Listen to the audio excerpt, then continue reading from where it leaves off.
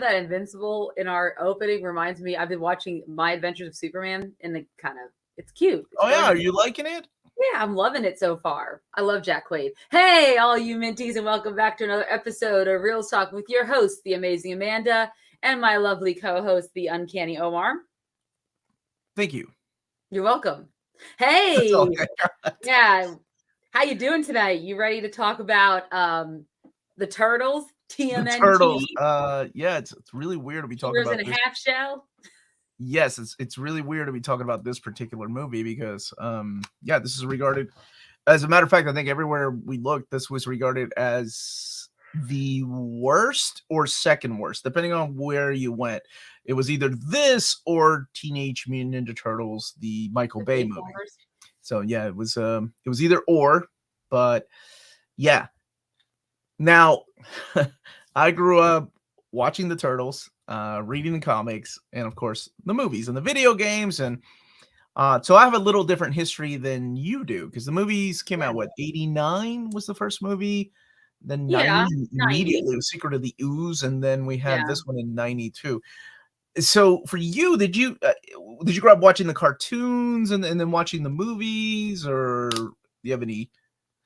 Have you Recollection at all? No, yeah. So I don't think I've watched the movie. I know I've seen the first one, maybe the second one. I don't know if I've seen them when they first come out. I You was would know if you've seen the second one. Go Ninja, go Ninja, go. Yes, Come on. okay, I've seen that. Yeah. Okay, So yeah, but it's obviously this is not a property I go back and rewatch. So I'm sure I've watched it in the 90s, right? Not probably when it came out because I would have been 5 or 6. But the animated series I did watch. I remember that very clearly. I was very much into the Ninja Turtles in my youth. It just is not one of those fandoms that stuck with me into my elder years, unfortunately. But yes, I do remember it. Just like I remember watching Power Rangers, just like I remember watching the X-Men animated series before I went to school, elementary school, of course. okay. So I remember all of those things All those things. Okay. vaguely. Vaguely. Well, and that's okay. So we're coming at this from a different angle. This would make it the third time I have seen this movie. Oh wow, I'm surprised. Once was 2. in the movie theater because it was Ninja Turtles, Okay. and we're talking about, the early 90s. I Yeah. mean, like, I think it was 92, 93. I was in high school when this one came out. And Okay. 2, because the second time I watched it was when I bought the Blu-ray. It came in a little pizza box, and I'm like, Oh, it's cute. oh man, surely it wasn't that bad. Let's been 20-something years. Let's go back and say, oh my God, this is awful. Nope. Especially because I made the mistake of watching them back to back to back. And so this time around, I went into it trying to find some aspects of it that could be enjoyable. Yeah. And I'm curious what you thought about this. I grew up with the incredible TMNT. Thank you for the super chat, by the way, Silhouette Animator. 2003 TMNT show, but it is sad that Paramount censored a lot of the dark moments on streaming. Oh, have they? That's the Nicktoon ones, right? I really like that movie. The movie where they brought all the turtles together, including the classic, like, black and white turtles from the comics. So yes, what is redeemable here? Exactly. I mean, surely there was something. I mean, we had a couple of returning actors coming back for this movie, so it was kind of a big deal. Oh my gosh, this kind of states how I feel. TMN 10 out of 10. TMN 3, you couldn't pay me enough to see it again. It does make me wish that we maybe revisited all the turtle movies and maybe did a rank. Like I would think that'd be enjoyable. You want to rank the turtle movies? Okay, let's end the show right now. Go back and watch it. We'll come back next week. Well, at least the first 3 of this series are on Max. I'm sure we can find the Michael Bay one somewhere. The 2007 is on Max. The 2007 doesn't get enough recognition. The 2007 one was really good. Griffin X, this is a good question. Did it have good lighting? Well, I think I'm always going to be remembered for that. It was because I'm looking for the positive in everything. Yeah. And if I had to give Catwoman a 1 out of 10, then it was for the good lighting, because everything else was atrocious about that stupid movie. Okay. So a little bit of background before we start, and I know Amanda's got an amazing synopsis, but a little bit of background. This movie came out in 1993, so I was off by a year. And it came like seriously, it was like 90, 91, and then 93. We had Turtles 1, Yep. Turtles 2, Turtles 3. Everybody was excited because in Turtles 1, we had the live action Ninja Turtles. We had Raphael screaming "damn" throughout the city. And as a kid, you're like, oh, this is gonna be edgy. This is gonna be so different. It's gonna be like the black and white comics. It's not gonna be like a cartoon. And it was more like the cartoon. But we had a little bit of violence. We had a little action sequences. The puppeteering was, of course, done by the Jim Henson Company. And then we had the follow-up, the sequel, the Secret of the Ooze, which they replaced April. And even as a kid, I was upset. We didn't have Casey Jones, and I really like that character. But we did have the return of Shredder as the villain. And this time around in the advertisements, so in the posters, I don't know. I'm sure people that remembered this growing up in the movie posters, everybody thought in the silhouette was going to be Bebop and Rocksteady, but it turned out to be two different characters from the movie, Tokar and Razar, that were made up for the movie. Mm-hmm. We're like, oh, we're going to get some actual mutated creatures from the cartoon. So when the third movie was announced, we were excited. Like, we were like, oh my gosh, we're going to have the return of Super Shredder. Can you imagine Baxter Stockman? We're going to have that character in here. We're going to have the Krang. We're going to have the Foot Soldiers. This time around, they'll probably use characters like Bebop and Rocksteady. So we went to the theater, and instead we had a dude riding a horse and an emperor of Japan. Yeah, what an We interesting. did have the return of Casey Jones, though. Yes, Casey Jones. Same actress that played April O'Neil in the second movie came back, and she did a good. She did a good enough job. She did a good enough job. They managed to get Corey Feldman back to do the voice of Donatello. He had not done the voice of Donatello he didn't do the second one. I think he was in rehab.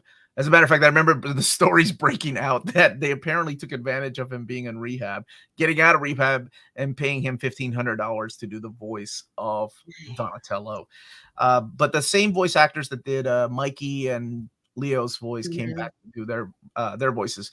However, they didn't get the same guy that did Raphael.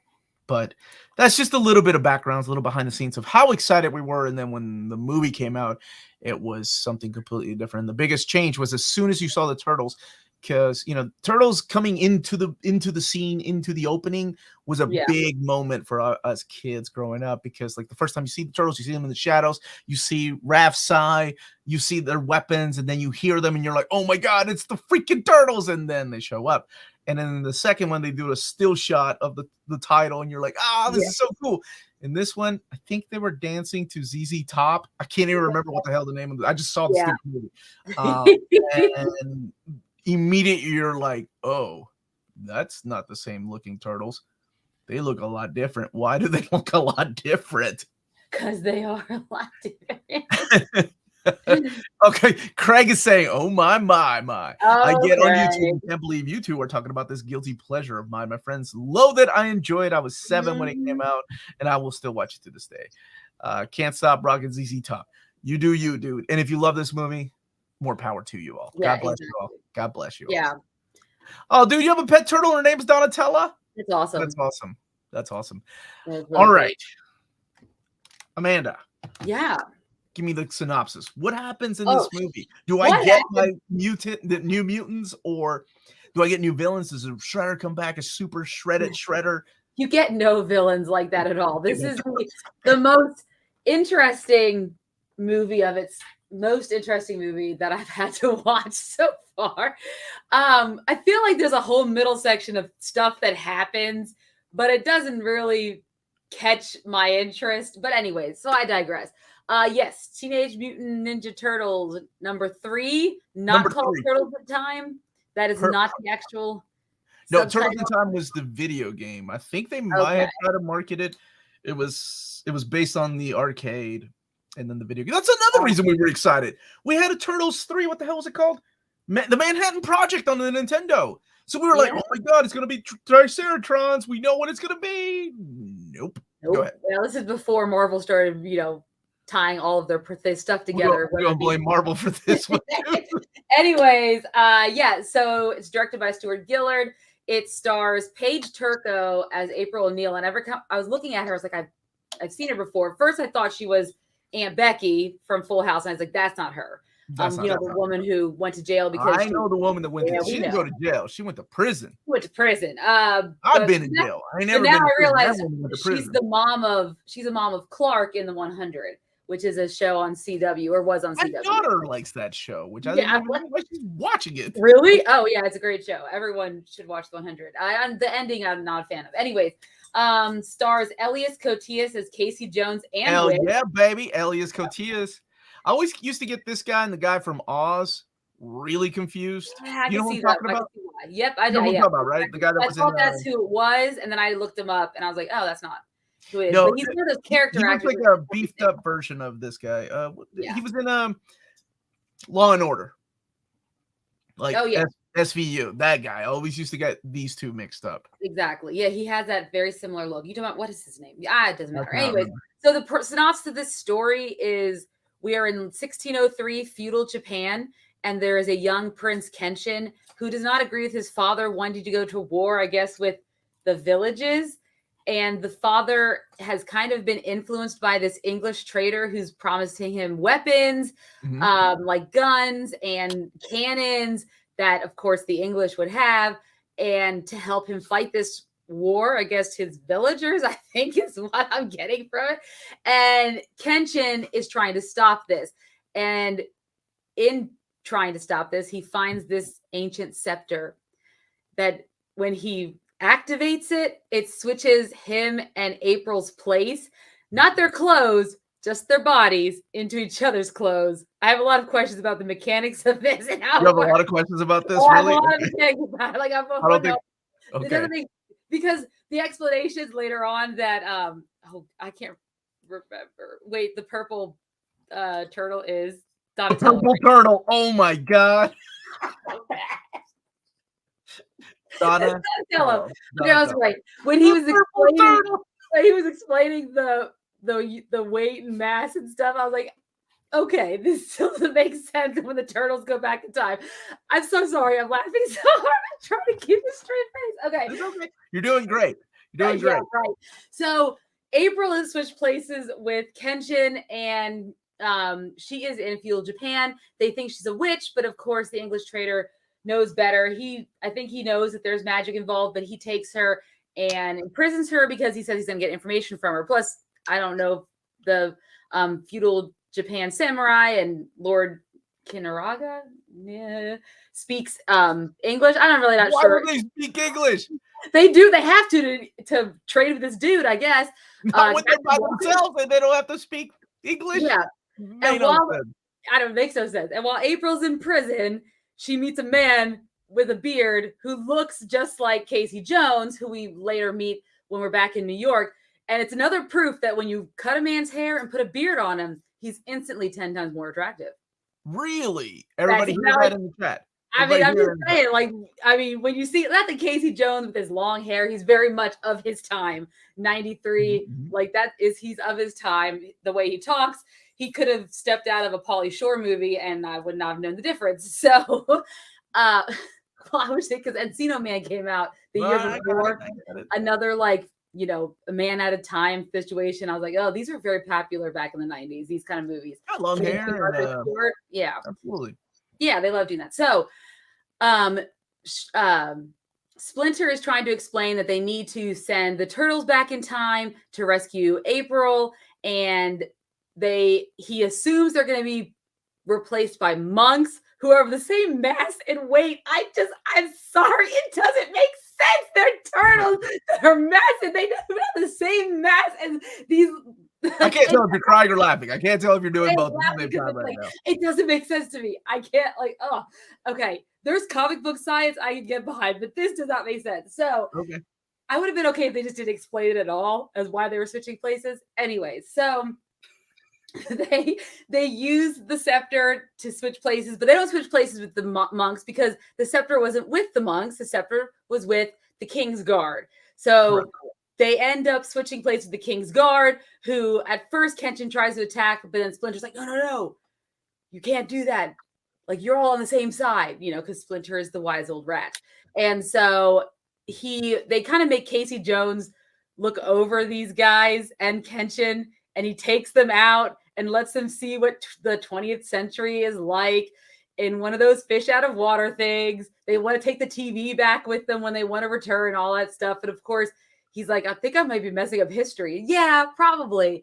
But so are the turtles, because they're back in time trying to help Mitsu, which is Kenshin's GFF, girlfriend, and one of the leaders of this resistance, trying to help them fight against Lord. Why don't I remember his name? Kinaraga? Because he was that memorable of a character from that memorable. Yes, Kenshin's father. Yeah, so they're Norinaga. They're trying to help her fight against him.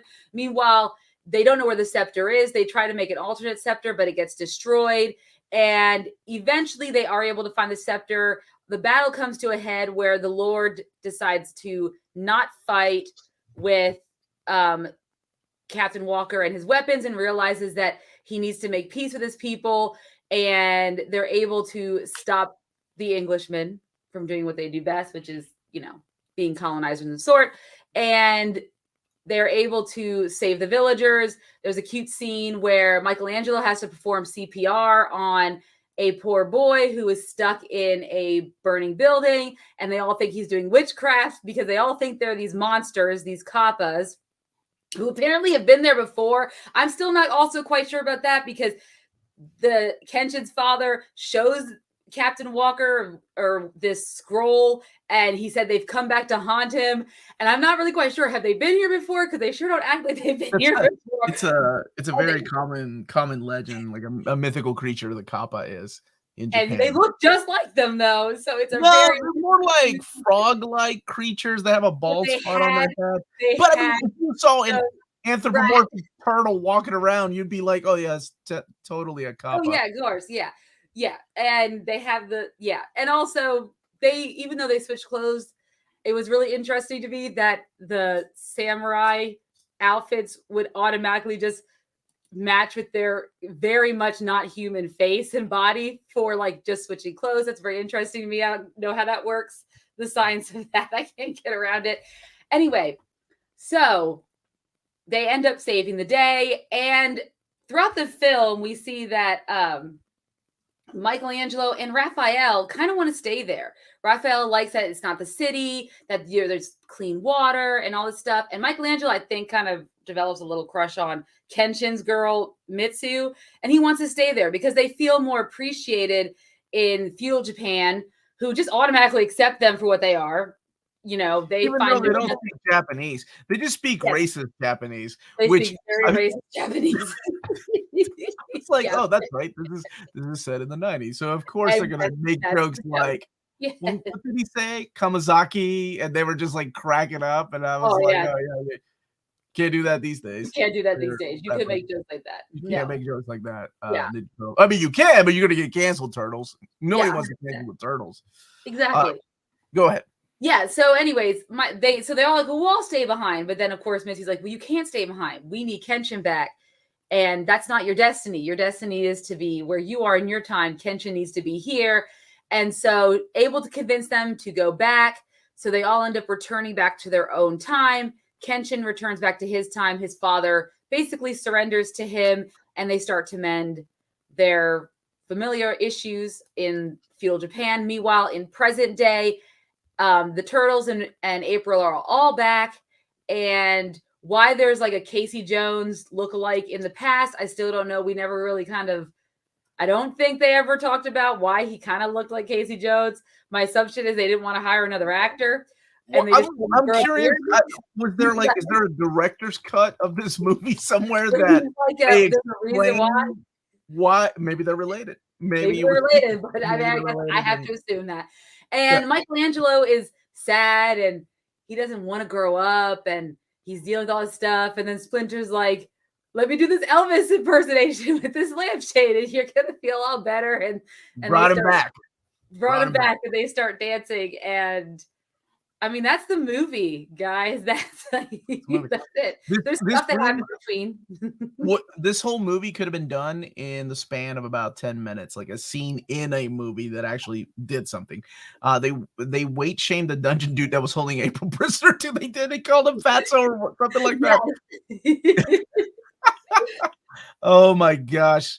That would have been awesome if they incorporated Usagi Yojimbo in this movie. I'm still trying to figure out how Leo did CPR on the kid. Yeah, without Leonardo lips. did it. Yeah. What was it? Leo? I thought it was Mikey. The same month this movie came out, Usagi Yojimbo Volume 2, Issue 3 was released with a very similar story, in which the turtles were transported to Usagi's reality during this time. Interesting. Yes, Splinter is a genius Elvis impersonation for the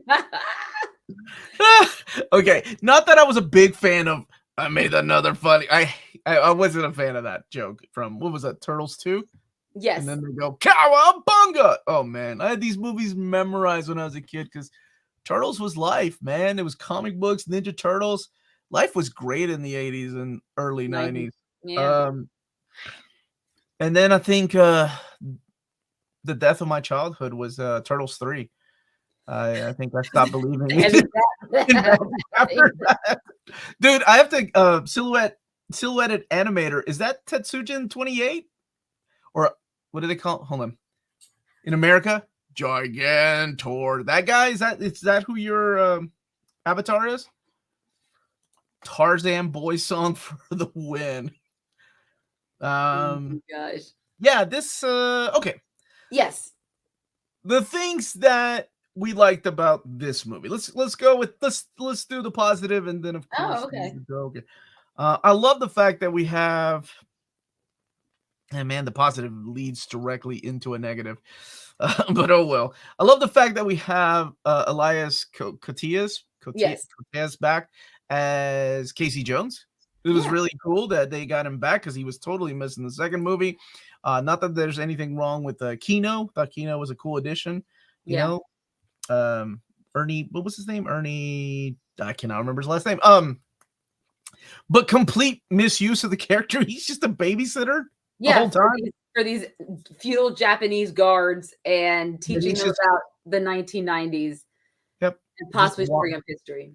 He's just keeping an eye on them. But what I will say about the actor is, you know, his bright spot, he does a really good job of playing two completely different characters because it takes more than just growing a beard and cutting your hair to become a different character. But he really pulled it off. He was definitely you're really like focusing on that little part of the movie. It's a very, I'm curious because there was no, I just was like expecting, is there supposed to be something that, we're going to see something like from Casey Jones in the future? Yeah, but nothing happens. And poor Casey Jones was very underutilized in the future. Basically, there is comic relief with the guards.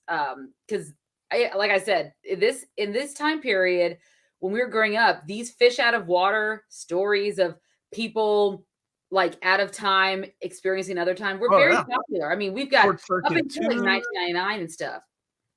I don't know why I went with Short Circuit 2. I love that movie. Yeah, I don't know why either. I mean, Short Circuit 1 came to mind right away because it came out the year before, so that's why.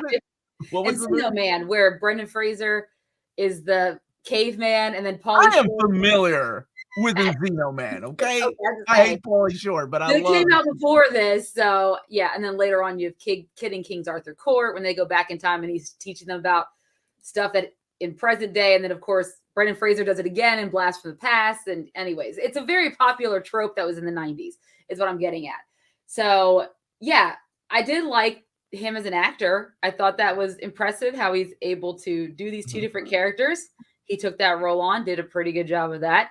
I liked he did. He had an accent. Yeah, that was great. And I liked Paige Turco too, as April.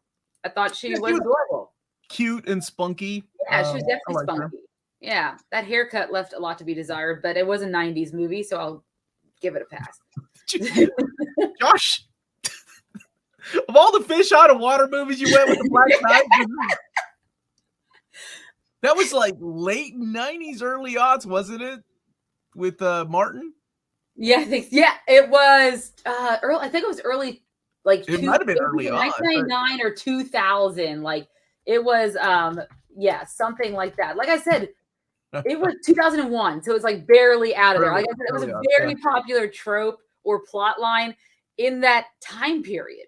People like just love seeing people out of time. I mean, I guess we still do it today, but I feel like it's not a whole genre in manga about that. Exactly, yeah, but it's not as prevalent in movies today as it was.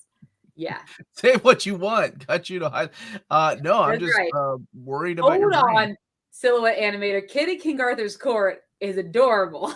Yeah, I can see Amanda having a crush on that kid. Oh, 100%. Ian, yes. I remember smacked her hands. That's when you know she's I did have a crush on him when I was younger. Oh, like most girls did. Yeah. What else was he in?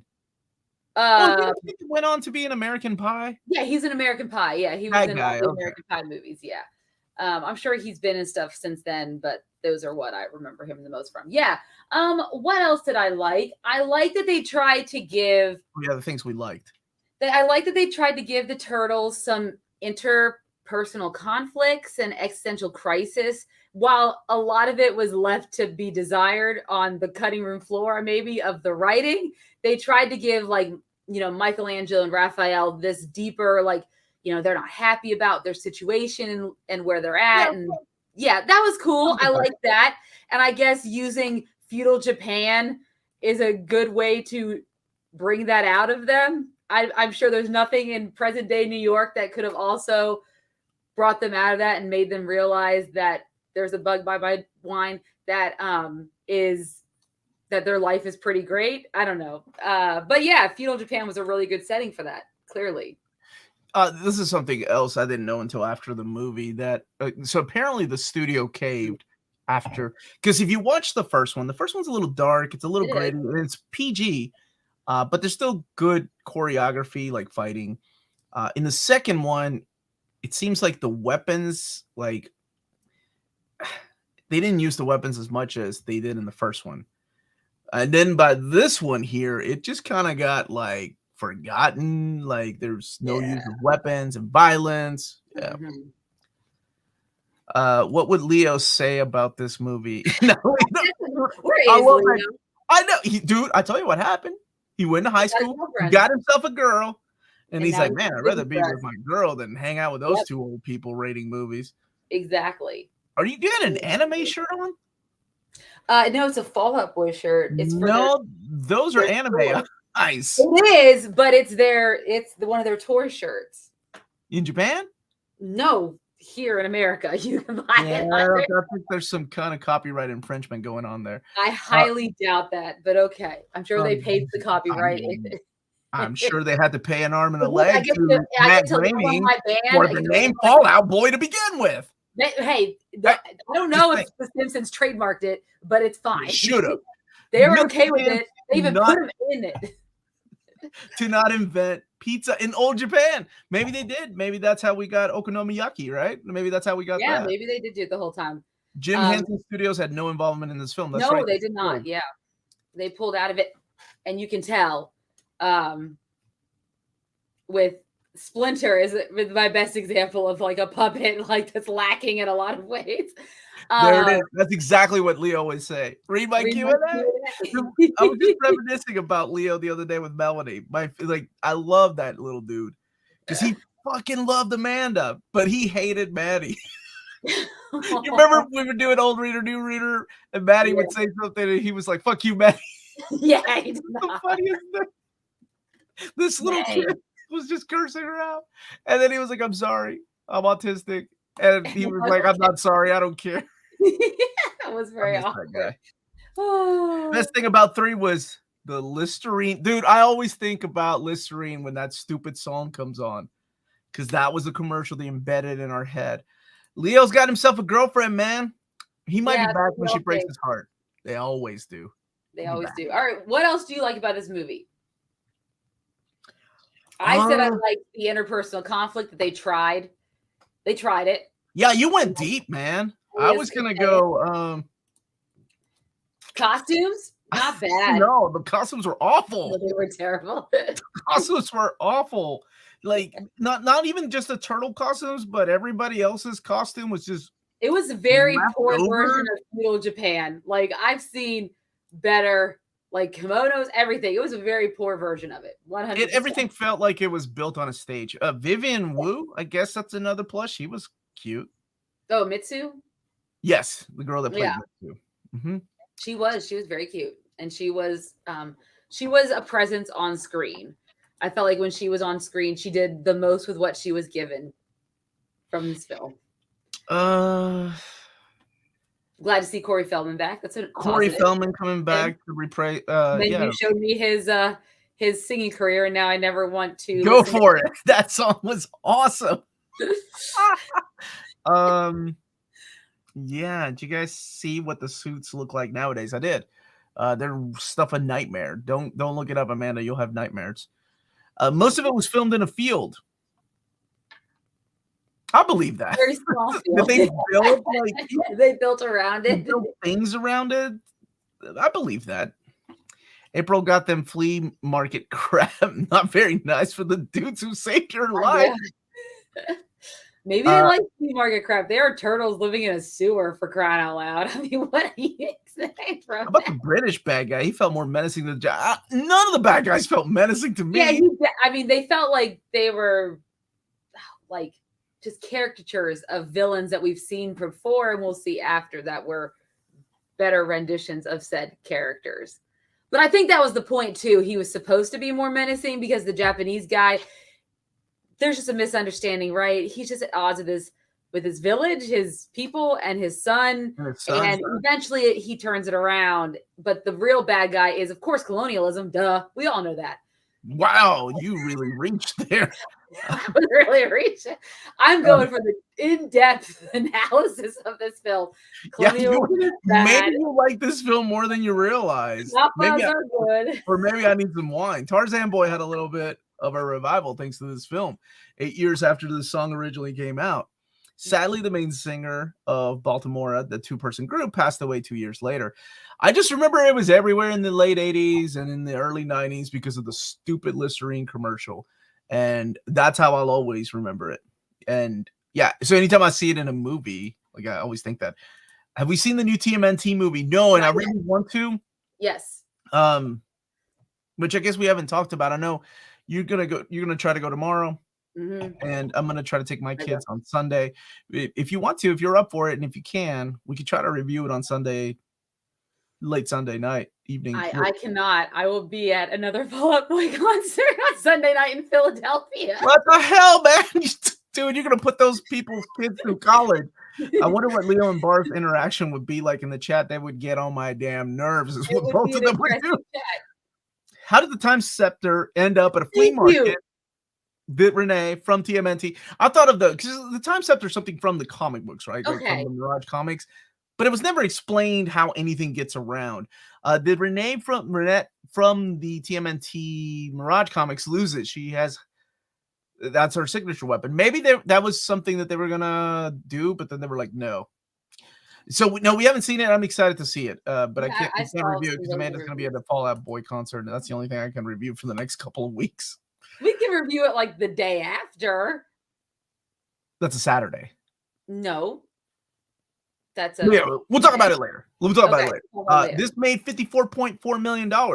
So over double its budget. So it did as well as The Flash then. The Flash. The Flash. But and that, guys, is a lesson for modern Hollywood. It's all about your budget.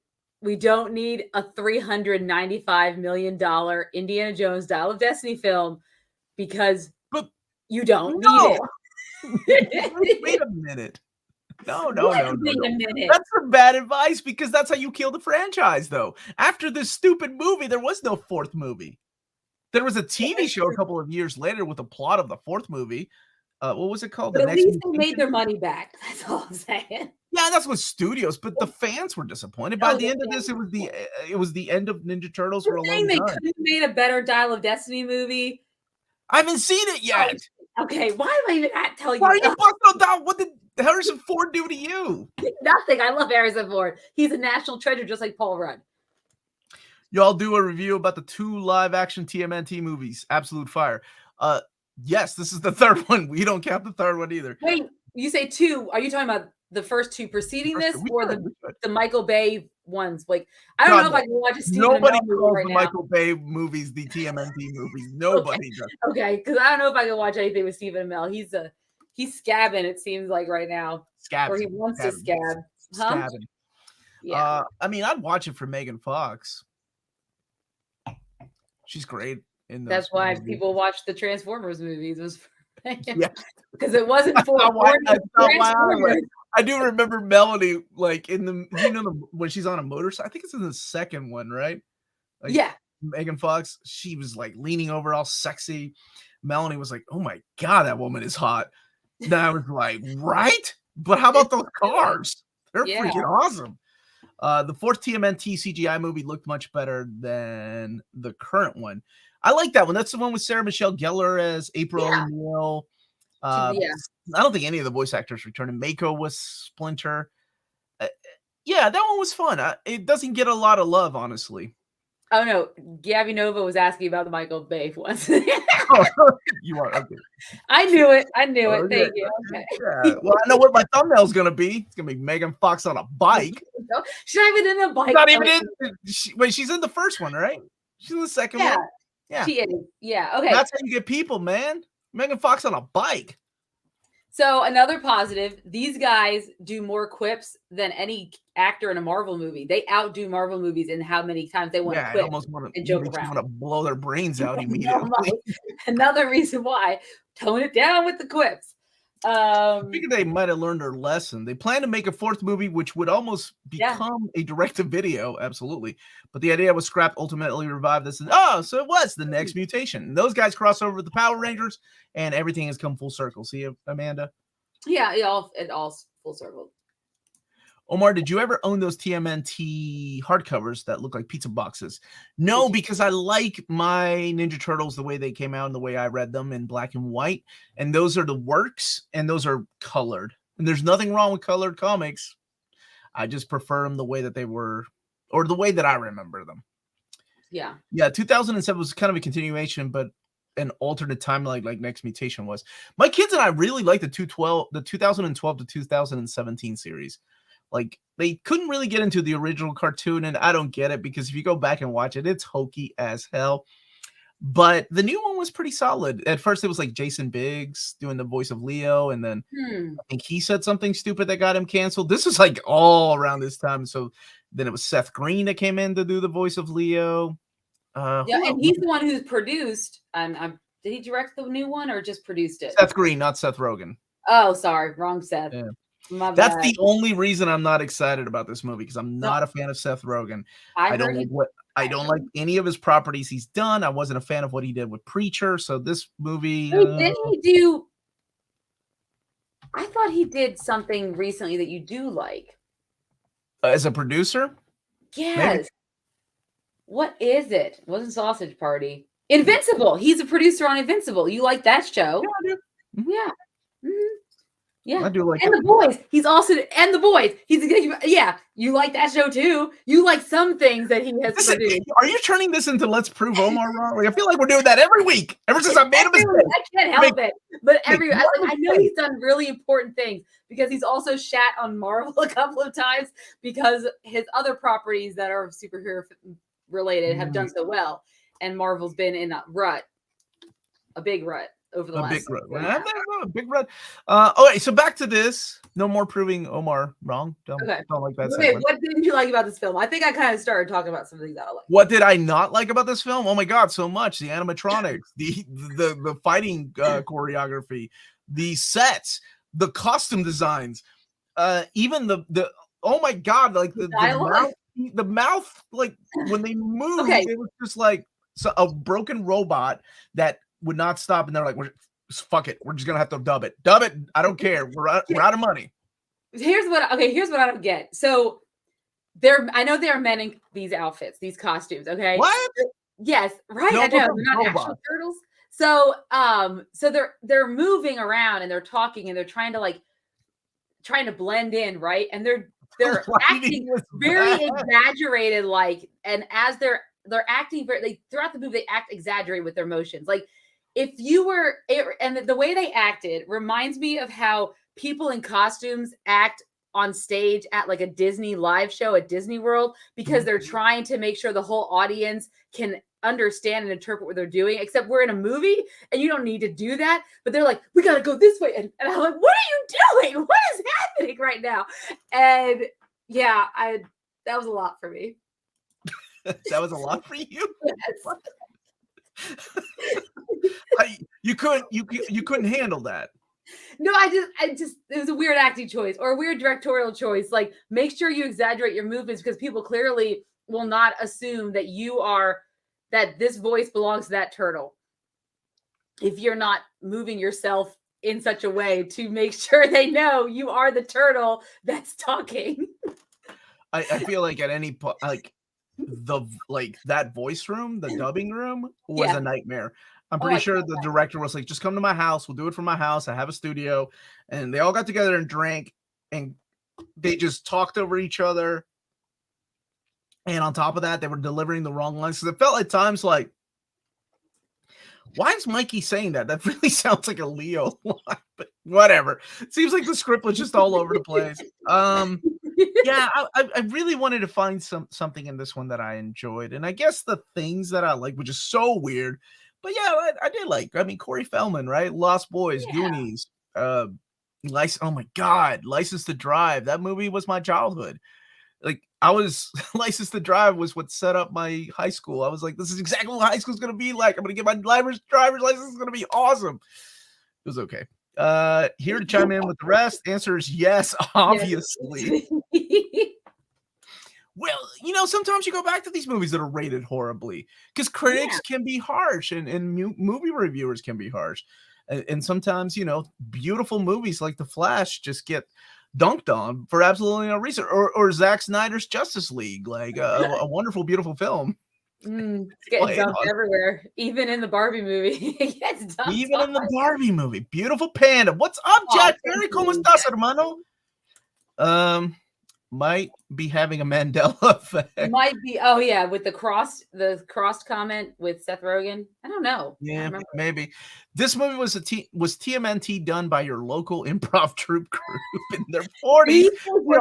Hey, there's nothing wrong with people in their 40s now who are definitely going to make it any day now.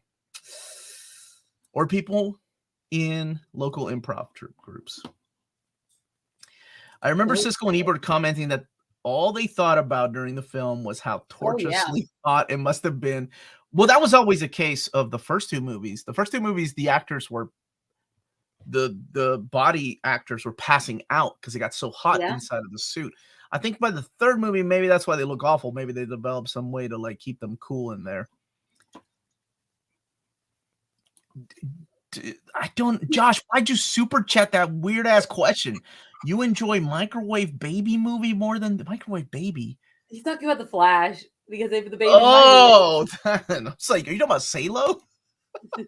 We don't talk about that movie here. Oh man, was it really that bad, Salo? Can you imagine Amanda watching that movie? What is Salo? Oh, we don't talk about that. I'll tell you later. Oh, okay. Oh, and hola, Don Omar, of course. Oh, thank you for that, Goob Shoe Riot. Goob Shoe Riot. Now we play. Riot. What good can we possibly say about this movie game? Yeah, that was a little I said a couple of good things. Some acting choices. Yeah, she thought that Steve Amell made a mistake on Facebook. That's what she got out of it. Mistake on Facebook. Quit trying to get that man canceled. He's on his way. All right. Josh hasn't even seen that movie. Oh. That scene, and it's not even the worst movie I've ever seen. I've seen some fucked up stuff, man. But one thing I don't remember, why did they Jim Henson sit there? I don't think they had the money to do it, or they were working on something else at the time. But regardless, they did not come back for this one, which sucks because you could definitely tell. Like, even the design of the turtles is just awful. All right. Okay. Yeah, what else do you have? Do you have anything else? Set design. We already talked about that. Music. The score was awful. Awful. Like, I don't even like Ninja Go, but or TMNT or Turtle Power at the end of the first one was catchy. I don't. Help me, I'm falling, I can't get up. Maybe some of the things were like, oh, that's cute. That's 90s. But did they have to keep using Schwing? Because that's from Wayne's World, right?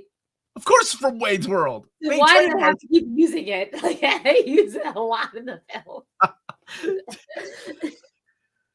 Wasn't Papa Jim passing the reins to his son by then? I'm trying to remember when he passed away. I want to say Jim Henson passed away. Oh my gosh, was it 90? It had to have been early 90s when he passed. Because he ended up with pneumonia. He had been sick, and they didn't know what he had, and ended up taking him to the hospital. So, oh, the main villain's death is a bad special effect. Oh, when he jumps in or he drops him in the water. Yeah, he passed away in 1990. So yeah, by then it was already the Jim Henson Company was something else too. Okay, go Ninja, go Ninja, go. Thank you. And absolutely one of the greatest of all time, Jim Henson. That guy should be on a Mount Rushmore of wonderful people that created things. And you know, it's really, and it happens anytime someone passes away that is beloved and people speak highly of them. I remember after he passed away, people were like, "Oh, he had an affair on his wife." Like, so immediately they want to tear people down. Same day as Sammy Davis Jr. Sammy Davis Jr., however, was a little bit older. Yeah. Hey, Omar, what is the right place to get an omnibus sign? Dust jacket, board, first blank sheet. The end sheet. That's where I usually did mine. End sheet. There we go. Okay. Man, death was a really weird way to end this. No, like Rest in peace. It's a very weird way to end this review of this movie. So let's bring it back. Oh, the first one. Oh, dude, the first one is so good. The first one is so good. The second one is fun. Not as good, hokey, but still good in a fun way. This one, nothing. Yes, rest in peace to Pee Wee Herman. Dude, my buddy Max texted Melanie saying, "Hey, I heard Pee Wee died." And I was driving, and she was like, I just remember her yelling, "No, that's not real. That's BS. No, no, no." And I'm like, "What's going on?" And she's like, "Max is saying that Pee Wee died," and bad. That Pee Wee was a household name, man, for any kid that grew up in the 80s and even in the early 90s, you know, he was still doing things. I quote freaking Pee Wee's Big Adventure, Big Top Pee Wee all the time in my house. You did that, Max. Like the dude, I felt so bad. I was like, "You made my wife cry, you bastard." When Amanda said Paul Rudd, I wanted to correct her as Rupert. No joke. Pee Wee's Big Adventure was one of my favorite movies. Right. And that guy was getting, you know, I don't know anything that happened in the early odds, but I do remember the 90s with the whole porn theater and what you do there and getting in trouble for that and getting canceled for that. Yeah. All right. Wow. Yeah. Out of 10. What would you give Teenage Mutant Ninja Turtles 3? I love the thumbnail, by the way. You picked the most ridiculous thumbnail. Was that the cover of the VHS? I was like looking for a wallpaper version of the poster, and that's what popped up. Awful. And I was like, that's good enough. I think that this movie deserves that. Ladies first, what would you give Teenage Mutant Ninja Turtles 3 out of 10, Amanda? A 3 out of 10. A 3 out of 10. This is rough. This is definitely will not be revisiting this one anytime soon.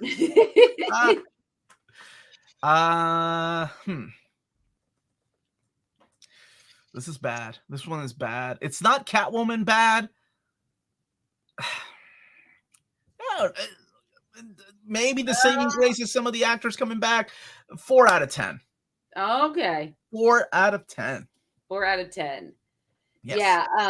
Craig said, "Don't take the Turtles out of NYC." That's why I didn't like. And I agree. I don't understand that was one of the things I had an issue with. I don't understand why feudal Japan. I mean, obviously, okay, I know they're Ninja Turtles. Okay, got it. But why do we have to go back in time? if you want to put them in some samurai outfits, you can definitely do that in my 1990s NYC. There's always a reason to dress up in the New York City. I'm sure there could have been like a festival going on, like a cherry blossom. There's something that could happen. A cherry blossom festival in New York City. Something. I'm just saying, what is the like? Why did we have to go back to Japan for like cheaper? They didn't have to fly anywhere on because they could film in a field. I seriously doubt they filmed this in Japan. I'm pretty sure they filmed it in the director's backyard. In a field in he had a field, a big field. He's like, let's just build here. Let's just build here. You know, that's part of me. If you're filming in a field and you're filming in a set that's a sewer, then you don't have to show any of New York City. Yeah, I guess. I mean, and then even the stuff they did show when you're back, they're in like what an arcade place, right? They're in those kind of. It's not like they were out in the city. Yeah, and it's not like like in the first movie they did. The whole trickery with shadows, so it looks like bigger, like the sets actually look like you're in New York. In the second one, they did film a lot of stuff in New York City because by then, Turtles was just freaking everywhere. Yeah, so this is a 4 out of 10. Now the question is, when we watch the Michael Bay movies, how I'm going to rate those? Because like those movies, Turtles, I have never seen those movies. Neither have I. Because in my house, those movies do not exist. I'm from Michael Bay, just like the Bayformers, they do not exist. Like the second Bayformers movie was the death of the American cinema for me. Like I swear to God, Amanda, you know this. I've shared that with you. I know. Was it because of like how Shia LaBeouf had to act like he was going crazy? I don't give a crap about Shia LaBeouf. It was the whole script. It was the acting. It was the two stupid robots that spoke in stereotypical. What was it? Like they were just, oh my gosh, it was like horrible slang. And I thought they were done with that. But then we got like a Mexican robot in Peru that's hanging out in the last movie and Rise of the Beast. So, oh my God. But I guess Megan Fox is in those. I don't know.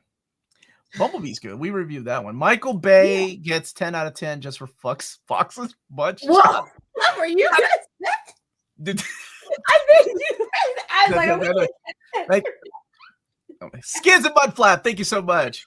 Dude, I love Beast Wars. We're rewatching Beast Wars here in my family. Tony Shalhoub is Splinter. No, Seth Rogen. Are you talking about the movie? Oh, that's Rise of the Beast. Never mind. Yes. Oh my God, dude. That second Transformers movie was awful. And I call it the death of the American cinema because it did so well. Not just overseas. It did so well here. And I thought, man, I am so I think I'm out of tune with what everybody else likes. But now we're looking at what? That was 2009, 2008, 2009, somewhere around there. It came out. I think you're right. It's like 2007.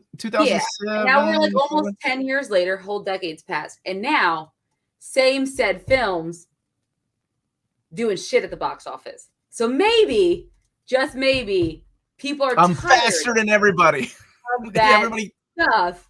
I mean, maybe the fact that I think Oppenheimer made more money than Fast X or like Transformers Rise of the Beast, like these like well-known franchise, and it's a biopic about the man who created the atomic bomb, should tell people something. Or the fact that Sound of Freedom has done so well in theaters, right? One that is a whole other bag. Well, and that movie hasn't, like we both talked about, I didn't even know about it until somebody brought it up in the chat. I had never heard of that movie. And the fact that it's doing so well, word of mouth really does a lot of things for movies. Yeah, exactly. Word of mouth and sharing on social media. Like, imagine if, like, I'm curious why Guardians 3 did so well. Because if it is really this like, okay, we're done with superhero movies, we're taking a break, they're not trying, then word of mouth wouldn't have traveled that fast with movies like Guardians of the Galaxy 3. But it would have, though. I think it did. And I've actually been reading a lot of articles on this because after Secret Invasion came out, all these articles started appearing at the end of it. That Marvel needs to take a break. Marvel needs to stop. Marvel needs to readjust. And they all talk about why Guardians did do so well. Because even like Spider-Man Across the Spider-Verse, even though it's not Marvel, is still a it's still a franchise property of a famous superhero. And I think but who didn't see that coming though? Who didn't see that movie true. and making so much money?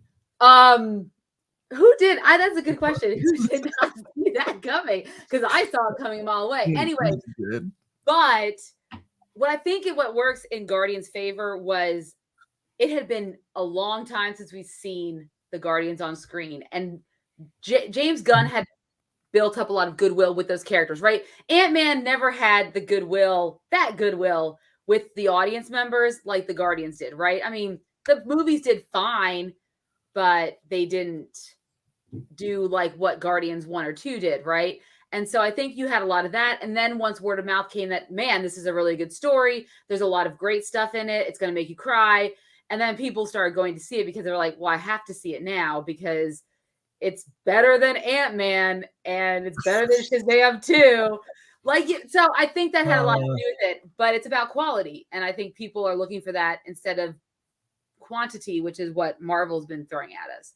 And I know it's not all their fault. I know a lot of it is Disney and their desire to throw content at us. No, absolutely not. And a lot of the fault also goes to us. Yeah, that's because true. People remember I said this all the way back in Ant-Man 2. I mean, if Ant-Man 2 did that well at the box office, then that tells the studios, shit, we don't have to try that hard. They just literally went to go see the same movie and they paid again.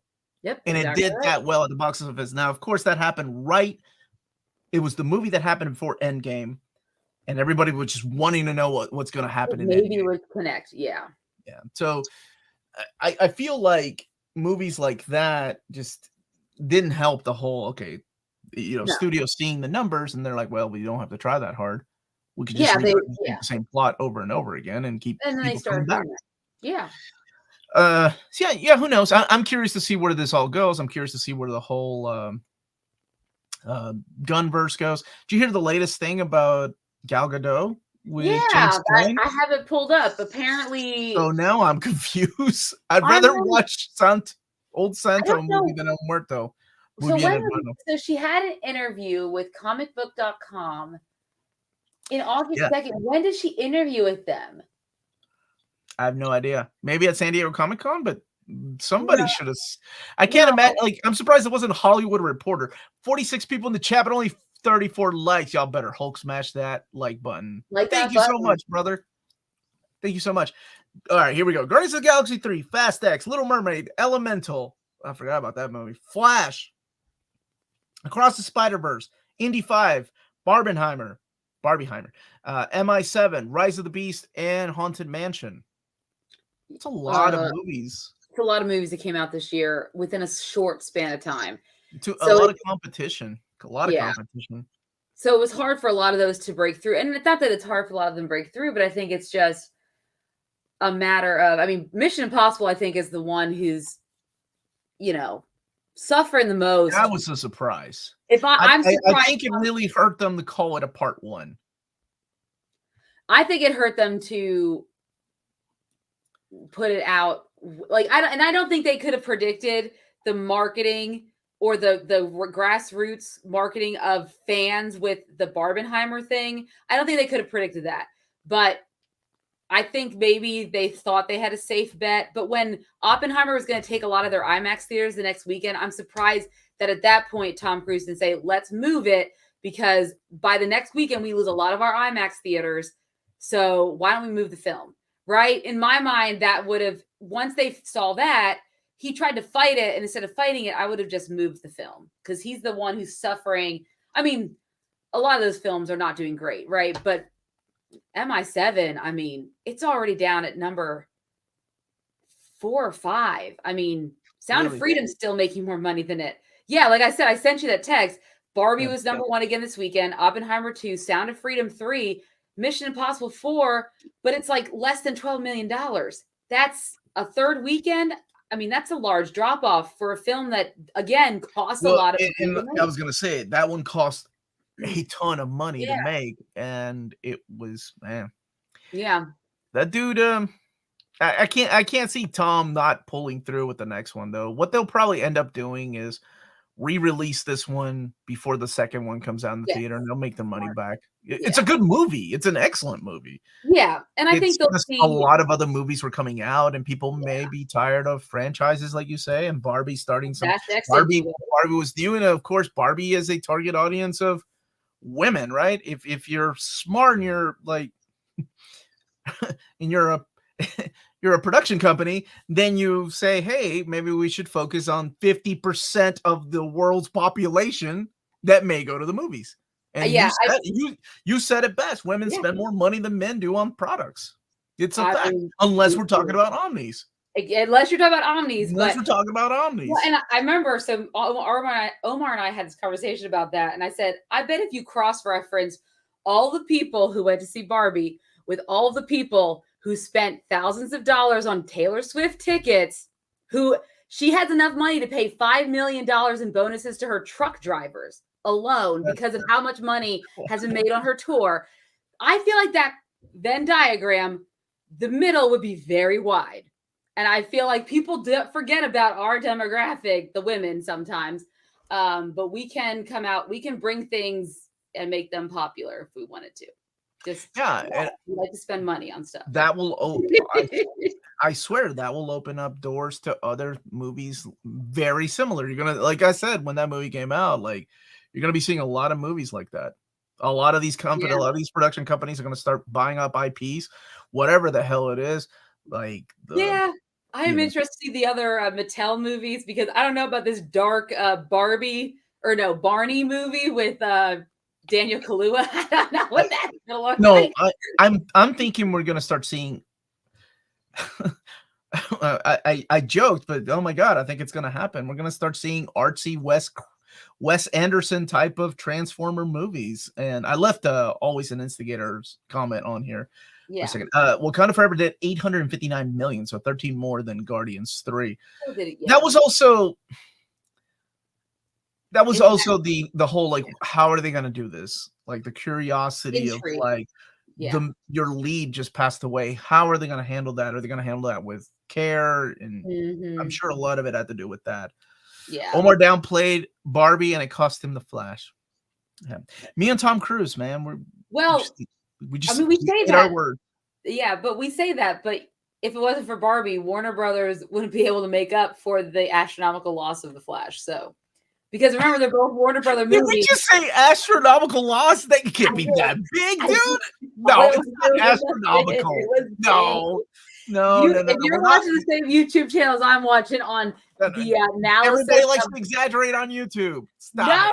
No, not the people I watch. They are calculated. They do their research, and people in the chat already know who I'm talking about because it's like the one YouTuber that I follow that I love more than anything.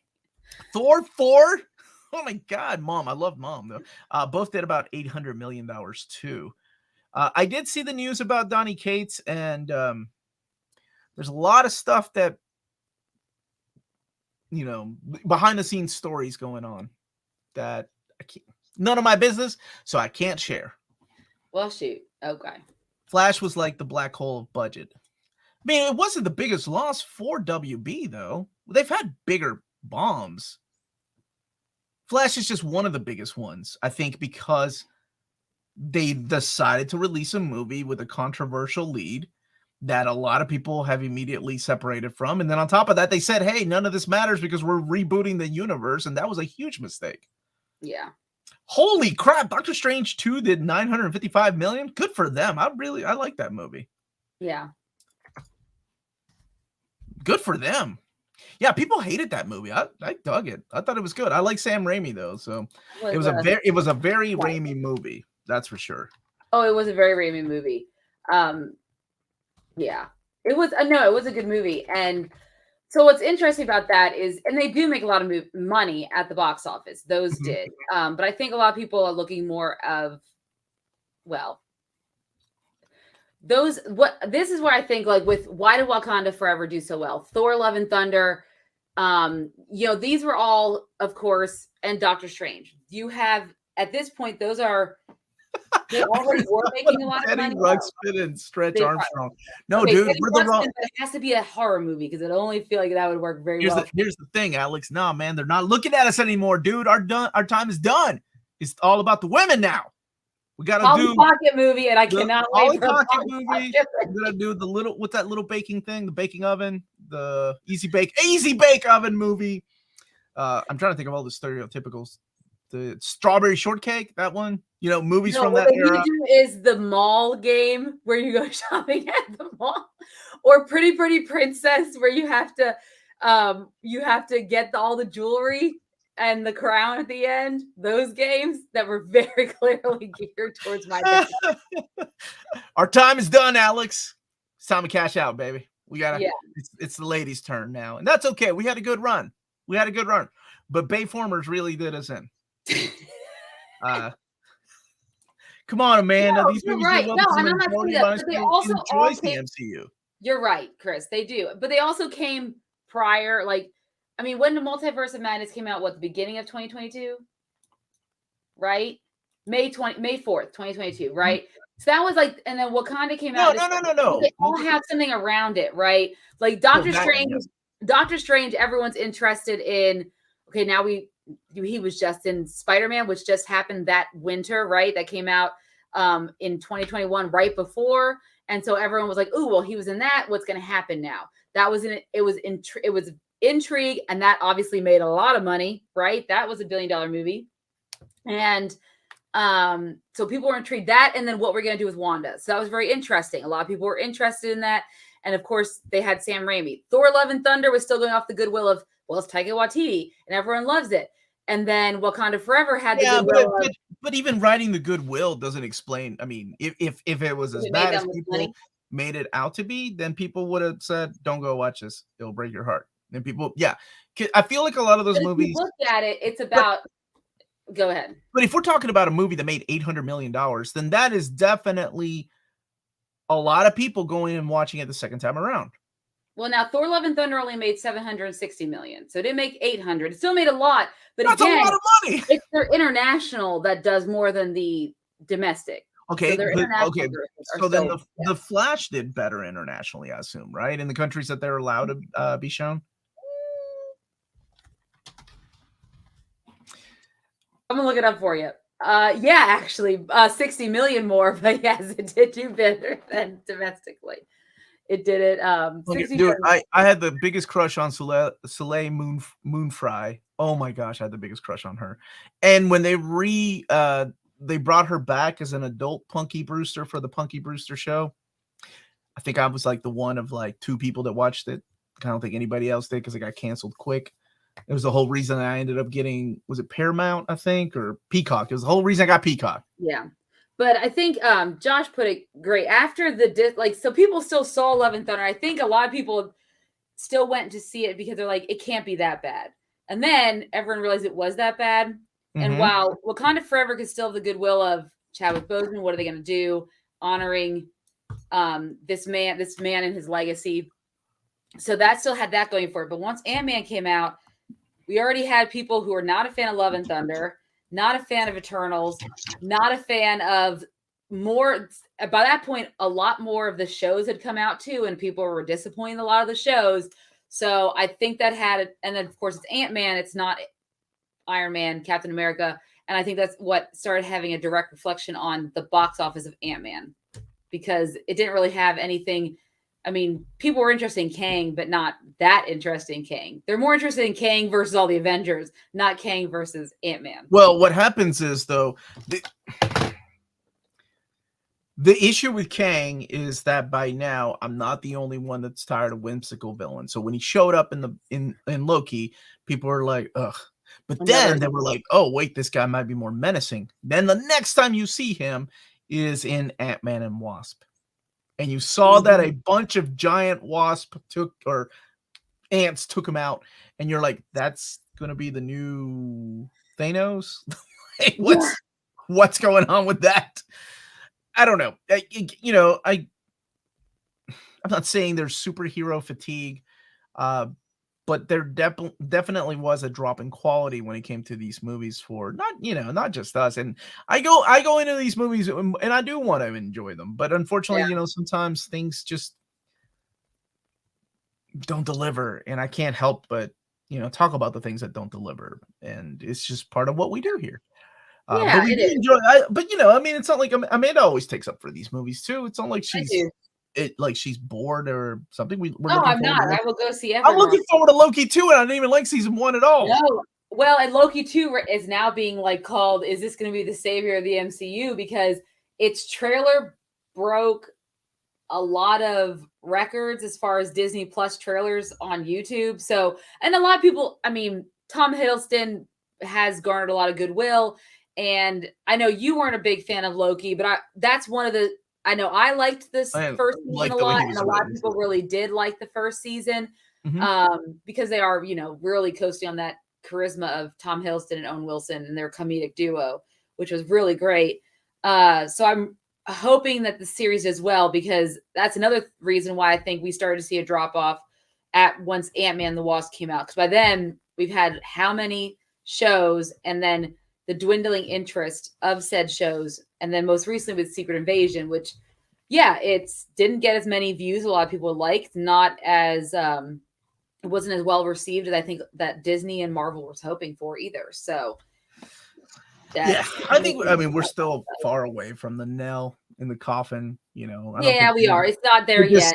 We'll right see now. what happens with the Marvels. So It also happens to be a whirlwind of bad luck, right? You have actors that are in legal trouble and accusations against them. On top of that, you have the strike, so you have to postpone all these things. So there's all these questions, right? Especially with the actor that plays Kang. There's accusations against him, and I don't know how things are going to turn out. The strike could be a blessing for him though, because by this point, by the time everything comes back, that people will probably forget about it. And oh no, dude, this is the age of the internet. People will not forget. That's true. It might come up, but at this point, someone else has moved on to something even worse, I would assume. Oh, I don't know. But my thing is, I think we're going to see a drastic drop in what's going to come out. Like all the projects they have announced, I don't think we'll see all of them come to fruition, because Bob Iger's already saying he's oversaturated the market. Now they have a strike. It gives them time to be like, all right, let's look at our plan, because now we have all the time in the world, because we're not going to sign a deal. The fact we never got an announcement for Fantastic Four actors means that's probably put on the. That's what I was assuming too. Yeah.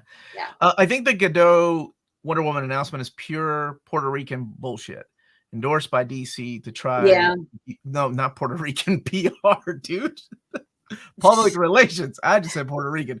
Keep stimulating interest in the final Snyderverse film via. It's interesting because she brought it up prior to the strike in an interview for a movie that's not DC. It's a Heart of Stone. It was a movie she's starring in, but it was right prior to the strike, and she brought it up in an interview at that time. So I don't know if it's her trying to garner interest, or if it is the WB or DC saying, say this in your interviews. But that's it is interesting that she would notate that, because I'm sure people asked her, right, in the interviews. That would come up. I don't know. I didn't listen to it, and demoralized by the death spiral, increasingly atrocity, vape, cynical and ghoulish blockbusters, much like the audiences in the mid-60s. Yeah, you're right. I mean, that's what happens, right? I mean, if you think about like the Westerns and how long they stuck around, it wasn't like people just immediately dropped them. They eventually got fizzled out, or war movies. What about action movies with like the likes of like Stallone and Schwarzenegger? Well, you can thank Bruce Willis for that. Yeah, then you could get the average. Because Bruce Willis was the end of that. Yeah. Super muscular action movie, because then at that moment they went for actors instead of like bodybuilders, and that's why John Krasinski can be Jack Ryan. That's why I've not seen him as Jack Ryan. Kang took his character off screen. Did he? I don't know if that is exactly what he did, but he did something. Always wait for word from James Gunn. That's how I say too. They did say they would also do Elseworlds, not saying that they will. Honestly, I think Deadpool 3 is going to be the best hope for the MCU at this point. I have lower expectations for the MCU shows coming to Disney. Plus, the fact that it's really strange to see Deadpool 1 and 2 on a Disney Plus app. It is. It's still weird. Just because of its rating, and then you're mixing it in with Disney. James Gunn did say that they will keep some stuff that worked and get rid of. Yeah, but what says what works, right? Yeah. Like box office numbers, because if what works is determined by the audience, then weren't Or most people streaming that happy version, with you don't Henry Cavill as Superman? Like, it wasn't his fault that it was a bad script, Yeah. Man of Steel. So I never understood that comment, like what works and what doesn't work. Is it something that makes you money, or are you basing it on your own personal opinions as to what you decide to keep? Yeah. And then Die Hard became the blueprint for every action movie. Right, Absolutely. it We're gonna did. sink this submarine. Unless what's his name? Steven Seagal pops in. Oh, and it had that nice like birthday cake or popping out of the Yeah. cake girl from Baywatch and Playboy. That's a good point, though. Like, even though Westerns aren't popular anymore, completely dropping an entire genre of film sucks. Yeah. Absolutely. And there's still some great Westerns to this day. I mean, Oh, some of my yeah. favorite Westerns, like The Man Who Shot Liberty Balance is my favorite Western of all time. But, I mean, in the 90s, we got Unforgiven. We got Open Range. I love Kevin Costner, and we got Open Range. And then, of course, everybody loves Tombstone, and some of us prefer Wyatt Earp.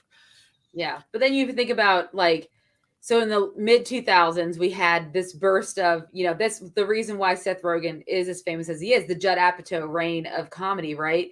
And you couldn't go to it, like there wasn't a theater that wasn't playing at some point in the mid 2000s a comedy that Judd Apatow had for some reason produced, directed, whatever the case may be, and it was everywhere. That humor was everywhere at one point, and now those type of movies, those people have made deals with Netflix. They're being on streaming. They're not even being released in theaters anymore because I like Freaks and Geeks, but I never really cared for Judd Apatow films because what Judd Apatow did, Kevin Smith was doing long before that. Oh, yeah. And that was like tricking you into thinking you're going to go see a nuts and butts movie, right? Like guys just cracking jokes and stuff.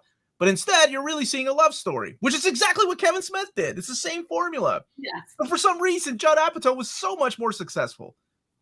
I never understood that, but whatever. I'd say it was the actors he chose, but then, I mean, it's not like he didn't have Ben Affleck. He had Ben Affleck and the likes of those people in his films, Kevin Smith, so I don't know. Yeah, I think it was just timing. I think timing is everything. And timing is everything. I think it means more to us because it always felt like a cult classic, like a hit. Yeah. Not everybody was talking about it, but everybody was talking, about Judd Apatow films. The Ballad of Buster Scruggs is an interesting way. I love that movie, but I'm a big fan of the Coen brothers, right? Big fan of all their movies since I watched Raising Arizona.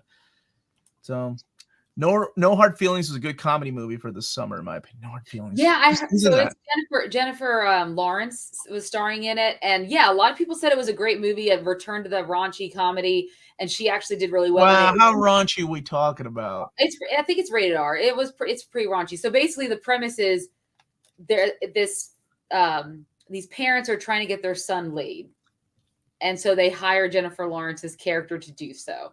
And he's this awkward, very awkward looking young man. And it's just a very interesting premise, but apparently it's very heartfelt and there's a lot of good to it and a lot of great comedy. I've heard good things, but again, it was like, I'll just wait for it to come on streaming. And I hate myself for that, but yes, that's how I felt. You hate yourself. I think you're being really hard on yourself. James, you're right. Joyride's another one. It's already been pulled out of a lot of theaters, but a lot of people gave it really good reviews. Oh, I did see yeah. the trailer. And it was on my list of things to watch. But yeah, it wasn't even playing in our local theater that me and Omar go see at all or go to. Anyone seen the latest Ben Affleck movie directed by Robert Rodriguez? Oh no, I have not. What's the Hypnotic? Hypnotic. Yeah. I love Robert Rodriguez. Like, Robert Rodriguez got a lot of crap from people because it was like, oh, he's doing kid movies now. Dude, everybody gotta eat. Why he gave us wonderful movies like Desperado and El Mariachi, which is the same damn movie, just remade with the budget. But Once Upon a Time in Mexico, of course he's gonna do Spy Kids. That's what pays the bills. Families go and see Spy Kids. I still wish we got Machete in space, though. That would have been awesome. I love Higher High Water featuring Chris. Oh, Hell or High Water, dude. That's what's his name? Taylor Sheridan. Yeah, that guy. Yeah, love his guy. Best one though, man, for me, Wind River. That's his best movie. It's Jeremy Renner and Elizabeth Olsen. Mm-hmm. Yeah. Oh, so good. It's such a good movie. Yeah. Jennifer Lawrence and the other guy, I don't know his name, play off each other extremely I well. don't know the actor's name at too, but yeah, it's one of those that I will definitely I'll be watching once it comes out. I think it might already be out. He did those movies for his kids. Absolutely, dude. Those movies made him so much money, made the studio so much money. And without those movies, wouldn't have gotten Machete or Machete Kills. Mm-hmm. Still hoping for Machete in space one day. Rumor has it Jennifer Lawrence wears her birthday suit in that movie. Probably. Interesting. Cowboy Bebop was inspired by Desperado. Oh, well, I think one character, right? Cowboy Bebop was inspired by a lot of stuff. Each episode feels different from the other. The guitar case. Dude, I even love Once Upon a Time in Mexico, man, with Johnny Depp's character. The guy's so awesome. And Enrique Iglesias is in there. Yes. He's got a flamethrower on his... Are you a Mexican or a Mexicant? That's such a good line. Oh my gosh. Robert Rodriguez made Spy Kids and The Adventures of Shark Boy and Lava Girl because he wanted to make movies his own children could enjoy as kids. He wanted to replicate for them what he felt then. And he did a damn good job. And look, they took his formula because now every damn Marvel movie looks like they're using the same green screen and the same kind of background setting for all their movies. Once Upon a Time is schlocky, but fun. Oh, absolutely. Yeah. So I'm trying to figure out what Next and Maganet is saying here. 2 out of 2. What's the first thing he? So usually he writes a lot, so he takes. There you go. So another development today: Netflix is apparently disappearing the Power of the Dog. So they're taking it off streaming for some set of reasons, possibly to sell it to the Criterion. Well, that makes sense that they would want to. I don't know why they take it off streaming, but I can see why they want to sell it to Criterion. How much more of this piecemeal elimination and reselling artistically acclaimed long-term low viewing streamer originals do you think we might begin to see in the near future? I mean, and we've talked about this about like having physical media versus digital media, and when things are on streaming and they're not put out physically, they can just remove it and we would never see it again. And that's happened to a lot of Disney TV shows recently, a lot of things on Netflix. So I guess I wouldn't be surprised they would choose their Oscar-nominated films to put to the Criterion Collection so that they could be released in a physical format. That does not surprise me because they know those two are the ones that are going to collect it. But how? How is that even going to be profitable? Criterion Collections are coming out right now, and they're what? Like for the 4K or the limited edition 4Ks are $50. There's only so many people that get those, and I know I'm preaching to the choir because we're guys and gals that collect $150 books. But the thing is, then look at what Disney's doing with the freaking Steelbook of WandaVision. Have you heard about this? The Steelbook of WandaVision? No, I didn't know that. There's nothing in it. It's just a Steelbook case. You're buying the case. That's it. Oh, but it's still digital. You want to give a digital code? Yes. Oh, that's the point that we've gotten to. So what's the point of physical media when you have people like, big companies like Disney's not doing physical media in Australia anymore, regardless of a Marvel movie or Disney movie or cartoon. That's what some of my buddies that live in Australia say. That's crazy. This is as ridiculous as, what was it? I'm trying to think if it was the Gears of War game. There was a game that came with a limited edition statue, and it was $159, which was huge at the time. And he gave you a digital. Oh, it was Sonic. That's what it was. Oh God. And he gave you a digital code. You don't even get a physical disc, which is so stupid. That's crazy. Okay, but so to this point, so this is only Netflix in UK. So I'm looking it up. They're just removing it from that, and I think it's because, why are they doing it? Yes, I know, Radio Times. It's being removed, and why is it being removed? It was actually co-produced by BBC Films, and so now BBC iPlayer has exclusive rights to the film for 1 year. It'll remain available on Netflix in the US, but it looks like it's going to end up on the BBC. Or BBC can do with it what they want to. Yeah. And I get it. Everything has gone up in price. Everything. Milk, eggs, books, video games, toys. I always bring up, toys like going up in the last, oh my gosh, in the last 4 years, like $12. That's Yep. insane. That's a markup of like more than 50% almost, just about, that we've gotten to. Imagine buying an omnibus with a QR code and 1,000 blank pages. The Spider-Man Collector's Edition won't give a disc. See, that's just nuts to me. You're And paying that's that crazy. much. That's not physical media then. So why even bother with God paying of for War the Then you're just buying a statue, right? Because you might as Yeah, well, why buy that at all? like, yeah. And that's still a scary thing. Like physical media isn't dead, but at the same time, the more people like Netflix has that power and Disney, the less likely it'll be for those of us to actually consume physical media because they can start just choosing not to do it. You know what I mean? Somebody had some good news in here, though. Where is it? Because I haven't heard of this. Who was it? Somebody was asking if we knew. Oh, here we go. Chris, have we heard about Alita 2? No, but now I'm excited. What have you heard? Send me a link. Yeah, I haven't heard. Let me look it up. Alita 2 news. So 2 weeks ago, Screen Rant. Tell me what you are going to tell me. So I guess there are talks that it's happening again. Good. Recent news, James Cameron mentioned working on the sequel alongside the Avatar sequels. Yeah, I guess when he was asking about when he was doing the Avatar, or he said, I'm working on Avatar in Wellington, Los Angeles, and on the new Alita Battle Angel films. I'll be working in Austin. So that's not a lot of information, but it's good to know we still are getting that. I'm just glad that they're still working on it because I love the first Alita movie. I think we both did. We both reviewed it when it came out, and it was an amazing anime adaptation. And yes, the problem with games now, though, is that they come out 3/4 done, and then you have to download day one patches. Yeah. So Alita will show come out. No, I hope not. Robert Rodriguez can't stay around that long, but it would be nice to have it here in the next couple of years. Yeah. They could do it in 3 movies. That would be phenomenal. Give me 3 Alita movies, baby. When the Nintendo 64 came out, it cost $33 just to manufacture a game cartridge, not including licensing fees. PlayStation disc cost less than 70 cents to produce, which is why they ended up winning the console wars, right? Yeah. Is One Piece going to be better? Going to be better. We're gonna review it. We'll find out at the end of the month. We hope so. We're gonna try to review one episode, and then when Amanda comes back, the rest. Oh yeah. WandaVision set isn't from Disney, third-party licensor. I just looked it up, called Manta Lab. Yeah, so not even Disney, because Disney hasn't they haven't done any of their Disney Plus shows, which surprises me.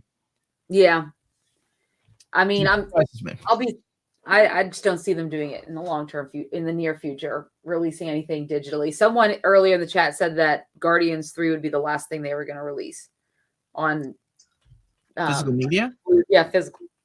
Yeah, which is crazy to think because we still have, all these other movies that are coming out at some point. But I guess their assumption is, I mean, and they're the ones who can see their data, right? They can look and see what that, what their numbers look like as far as how much they're getting in physical media versus. Mm-hmm. I still understand how the streaming numbers are, and of course, they're never going to show us how that breakdown works. But they can at least show, like, if I purchase something on iTunes. That is something that you can track very easily, right? So I wonder if they're just seeing those numbers and people are choosing to purchase digitally, and that's why they're making the choices that they're making. So it could be my fault. That's what I say. Okay. It's your fault. I just want to thank everybody for joining us. Is that it? Is that what we talk about? I don't know why. That's what we talk about. Well, one last thing, and then James is asking us about Ahsoka, which comes out August 23rd. And we will. Yeah, how do you want to review that? You want to review the first episode and then come back? We'll probably review the first episode and then come back and then review the last episode. Because what I found is not that I don't like doing weekly reviews, but I feel like when we're getting to review the whole series as a whole, there's a lot more meat to that review, as opposed to as we've seen with Secret of Ages, sometimes not that much happens in an episode. So it can make for, a little bit of a boring recap. So yeah, I like getting to really digest a show, especially these shows, because they're not like they're 20 episodes, right? You're like looking at maybe 10 episodes, or I don't know how many Ahsoka is, but you're only looking at a few episodes. It's easy to watch it, digest it as a whole, and rate it as a whole series, right? Or as a season. I like doing that. Yeah, we should watch the first episode. You've seen Rebels, right? Yes, I have seen Rebels. Sorry. Okay. I was looking at News Pooey channel clarifying the Guardians of the Galaxy 3 comment. Yeah, I was going to say, in Australia, they made that comment. I don't know about America. Not yet. So, yeah. Okay. Anything else, Panda? Nope. That's all I've got for tonight. Okay. That's all we got for tonight. We will be back next Wednesday, same time. Maybe a little bit. I don't know. We'll try to review Ninja Turtles TMNT, whatever the new one is. Yes, we're going to try to review it. Yeah, after we see it. Yes. So sometime, keep an eye on our social media. Yes. All right, Panda, take us out. All right. So thank you guys so much for watching. Don't forget to hit that like and subscribe button. And remember to follow us on all of our social media channels at Near Mint Con. Remember to check us out on Spreadshop for some great near mint condition merchandise. And also check us out on Patreon for $1 a month or more. You can support us here on this channel and get some cool perks along the way. And last but not least, if it's classy and cool, it must be Near Mint. Good journey till all are one. And we'll see you later. You gotta do better. You gotta do better.